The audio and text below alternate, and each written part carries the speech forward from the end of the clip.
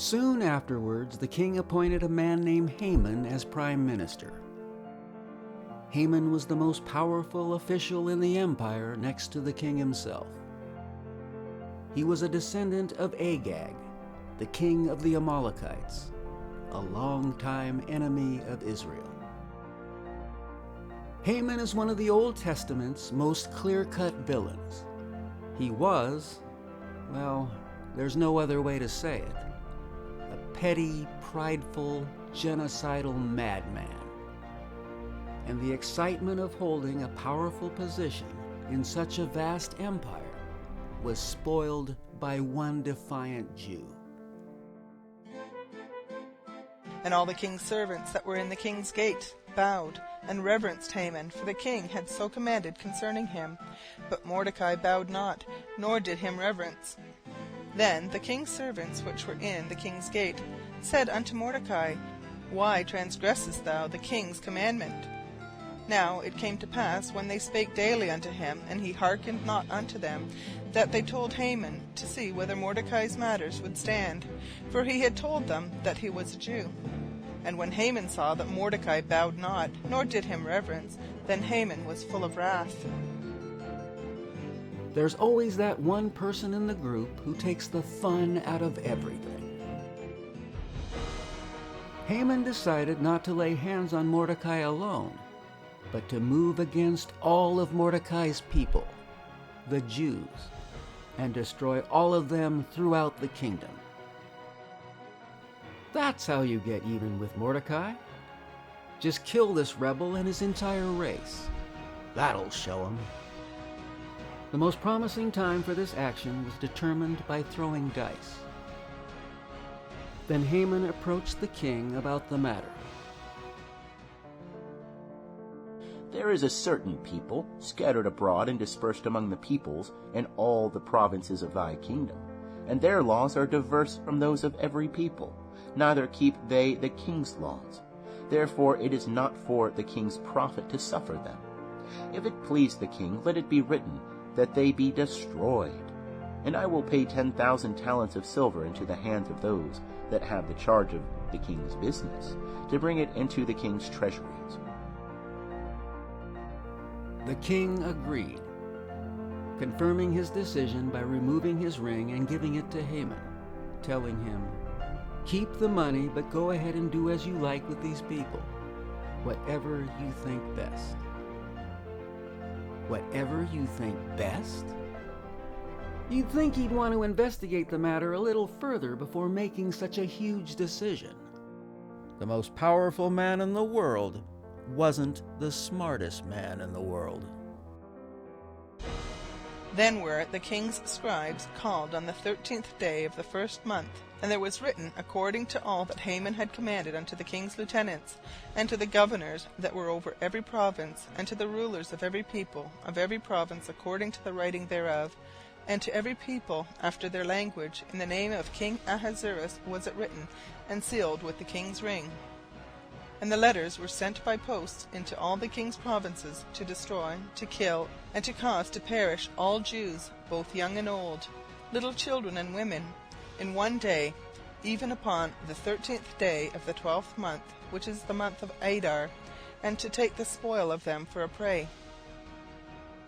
A copy of the writing, that the decree should be given out in every province, was published unto all the peoples, that they should be ready against that day. The post went forth in haste by the king's commandment, and the decree was given out in Shushan the palace. And the king and Haman sat down to drink, but the city of Shushan was perplexed. The king seemed to look for any excuse to open a bottle of wine. When Mordecai learned what had been done, he tore his clothes and put on sackcloth and ashes, which was a sign of mourning.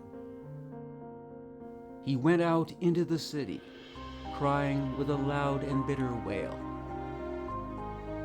Then he stood outside the gate of the palace, for no one was permitted to enter in mourning clothes. And throughout all the provinces there was great mourning among the Jews, fasting, weeping, and despair at the king's decree, and many lay in sackcloth and ashes. So Esther's maids and her chamberlains came and told it her. Then was the queen exceedingly grieved, and she sent raiment to clothe Mordecai, and to take away his sackcloth from him, but he received it not. Then Esther called for Hattash, one of the king's chamberlains, whom he had appointed to attend upon her, and gave him a commandment to Mordecai, to know what it was, and why it was. So Hattash went forth to Mordecai unto the street of the city, which was before the king's gate. And Mordecai told him of all that had happened unto him, and the exact sum of the money that Haman had promised to pay the king's treasuries for the Jews, to destroy them. Also he gave him the copy of the writing of the decree that was given out in Shushan, to destroy them, to show it unto Esther, and to declare it unto her, and to charge her that she should go in unto the king, to make supplication unto him, and to make request before him for her people. And Hathach came and told Esther the words of Mordecai. Again Esther spake unto Hattash, and gave him commandment unto Mordecai. All the king's servants and the people of the king's provinces do know that whosoever, whether man or woman, shall come unto the king into the inner court, who is not called, there is one law of his to put him to death, except such to whom the king shall hold out the golden scepter, that he may live. But I have not been called to come in unto the king these 30 days. Esther was hesitant about approaching the king because of the very shocking law about doing so.